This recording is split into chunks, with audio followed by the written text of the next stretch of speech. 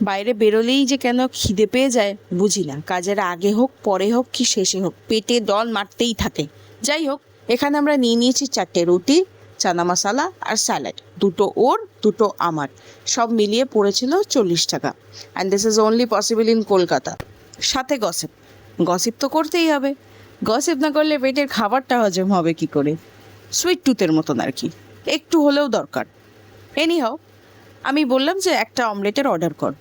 ও বললো যে দেখ, আজকে কাজের অনেক প্রেশার আছে, এমনিতেই থাকার ব্যাপার আছে অনেকক্ষণ, এখানে অমলেটের অর্ডারটা করিস না, আমরা একটা জায়গায় বসে আড্ডা দিই। আড্ডা দিই অ্যাজ ইন ওখানে কাজের মাঝখানে যদি একটু ফ্রি টাইম পাই ওখানে বসি, বা কাজের শেষে যদি একটু সময় হয় আমরা সব বন্ধুরা মিলে ওখানে বসে একটু আড্ডা দিই। ওখানে বসে তুই অমলেটের অর্ডারটা করে নিস, যেহেতু অনেকক্ষণ বসার ব্যাপার আছে।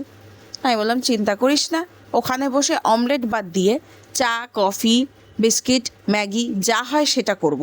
ওখানকার অমলেট আমার পছন্দ না। যাই হোক, ফোনটা পড়ে গেল।